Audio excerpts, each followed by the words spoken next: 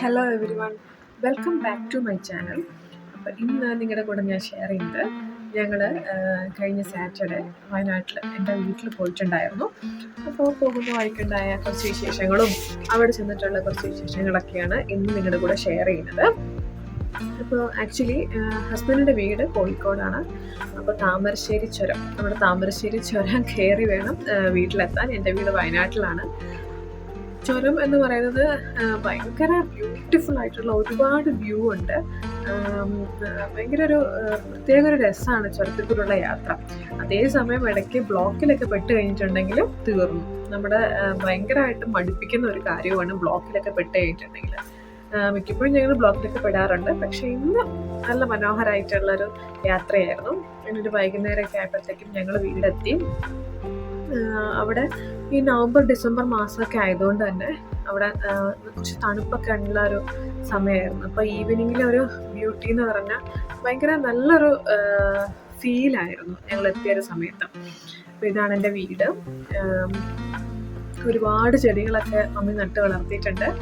ഇപ്പോൾ ഇനി പൂവൊക്കെ വിരിയുന്ന സമയമാണ്. ഈ നവംബർ ഡിസംബർ മാസമൊക്കെ ഒരുപാട് പൂവൊക്കെ ഉണ്ടാകുന്നൊരു സമയമാണ്. വീട്ടിലെത്തി. വീട്ടിൽ മമ്മിയും ഡാഡിയാണുള്ളത്. ഇപ്പോൾ എൻ്റെ അനിയത്തിയുണ്ട്. ഡെലിവറി കഴിഞ്ഞിട്ട് കുട്ടിയായിട്ട് ഇരിക്കുകയാണ്. അപ്പോൾ ഞങ്ങൾക്ക് പണ്ട് മുതലേ ഉള്ളതാണ് ലവ് ബേർഡ്സിൻ്റെ ഈ കൂട്. അപ്പോൾ വൈകുന്നേര സമയത്ത് മമ്മി കിളിക്കൊക്കെ തീറ്റ കൊടുക്കാനായിട്ട് വന്നിരിക്കുകയാണ്. കിളികളൊക്കെ ഭയങ്കരമായിട്ട് തീറ്റ കൊടുക്കാൻ വരുന്ന സമയമാകുമ്പോഴത്തേക്ക് അങ്ങോട്ടും ഇങ്ങോട്ടും ഭയങ്കരമായിട്ട് അവർക്കറിയാം. കറക്റ്റ് നമ്മൾ ആ പാത്രമൊക്കെ കാണുമ്പോൾ തന്നെ അവർക്കറിയാം അവർക്കുള്ള ഭക്ഷണമായിട്ട് വന്നിരിക്കുകയാണ്. അപ്പോൾ അവർ ഭയങ്കരമായിട്ടും കരച്ചിലും പറക്കലും ഇതൊക്കെ ആയിരിക്കും. അങ്ങനെ നമ്മൾ തീറ്റയൊക്കെ കൊടുത്തു. അങ്ങനെ കുറച്ച് ഞങ്ങൾ ഒരു ദിവസം കുറച്ചൊരു ഈവനിങ് മാത്രമേ അവിടെ സ്പെൻഡ് ചെയ്തുള്ളൂ. അപ്പോൾ ഞങ്ങൾ ഇന്ന് തന്നെ വരാനായിട്ടുള്ള കാരണം എൻ്റെ അനിയത്തീൻ്റെയൊക്കെ വെഡ്ഡിങ് ആനിവേഴ്സറി കൂടിയായിരുന്നു. അപ്പം അതും ഒന്ന് സെലിബ്രേറ്റ് ചെയ്യാം. അതുപോലെ തന്നെ ഞങ്ങൾക്കൊരു കുഞ്ഞു വാവ ഉണ്ടായിട്ടുണ്ട്. അപ്പോൾ അവളെയും കാണാം എന്നൊക്കെ കരുതിയിട്ടാണ് ഞങ്ങൾ വന്നത്. അപ്പോൾ ഇതാണ് എൻ്റെ ഫാമിലി. ഒരാളും കൂടെ ഉണ്ട്, അനിയനും കൂടെ ഉണ്ട്. ആളെത്തിയിട്ടില്ല. അപ്പോൾ ഇത് ഞങ്ങൾ കുറച്ച് നേരം പുറത്തൊക്കെ ഇരുന്ന് കുറച്ച് ഫോട്ടോസൊക്കെ എടുത്താണ്.